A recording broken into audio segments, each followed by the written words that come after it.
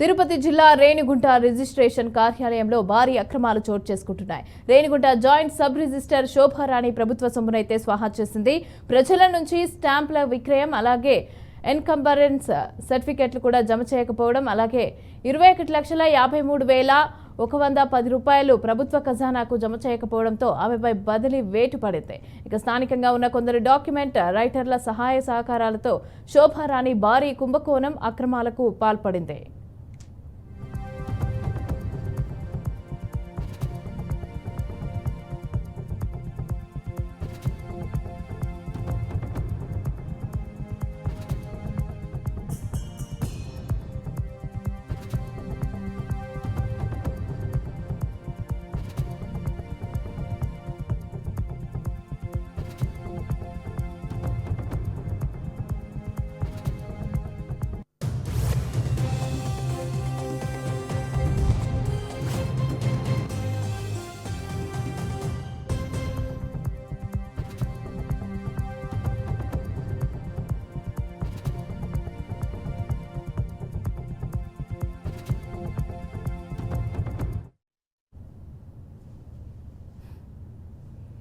రెడ్డిగా ఇదే అంశానికి సంబంధించి అయితే పూర్తి డీటెయిల్స్ మా ప్రతినిధి గోపి అందిస్తారు. గోపి, మొత్తం మీద రేణిగుంట సబ్ రిజిస్ట్రార్ కార్యాలయంలో గత కొద్ది రోజుల నుంచి భారీ అక్రమాలు చోటు చేసుకున్నట్టు అధికారులు గుర్తించడం జరిగింది.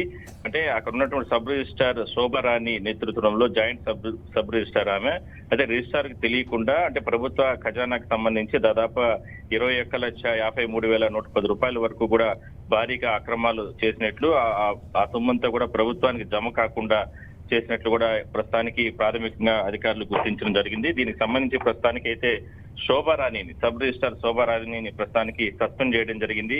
శాఖపరమైన విచారణ కూడా కొనసాగించేందుకు ఉన్నతాధికారులు ఆదేశాలు ఇవ్వడం జరిగింది. ఒక్కసారిగా ప్రభుత్వ మార్పుతో ఇప్పటికే కూడా రాష్ట్ర వ్యాప్తంగా కూడా చాలా ప్రాంతాల్లో చాలా అవినీతి పరుగు పాల్పడినటువంటి అధికారులను లేదంటే ఉద్యోగులందరినీ కూడా వేటు వేస్తున్నటువంటి ప్రభుత్వం తాజాగా రేణిగుంటలో తిరుపతి జిల్లాకు సంబంధించి రేణిగుంటలో ఒక్కసారిగా సబ్ రిజిస్ట్రార్ గా కొద్ది రోజుల నుంచి పనిచేస్తున్నటువంటి శోభారాన్ని ఇంత భారీ స్థాయిలో అక్రమాలకు పాల్పడడం, అదే కాకుండా అక్రమాలకు అంటే అక్కడ ఉన్నటువంటి ఏదో కొంతమంది డాక్యుమెంట్ రైటర్లతో పాటు కుమ్మక్కై ఈ రకంగా భారీగా అక్రమాలు చేసినట్లు గుర్తించడం జరిగింది. అయితే భూ కొనుగోలు, భూ రిజిస్ట్రేషన్ కోసం సబ్ రిజిస్ట్రార్ ఆఫీస్ కి ఎంతో మంది వస్తూ ఉంటారు. యజమానులు కావచ్చు, లేదా అమ్మకందారులు, కొనుగోలుదారులు.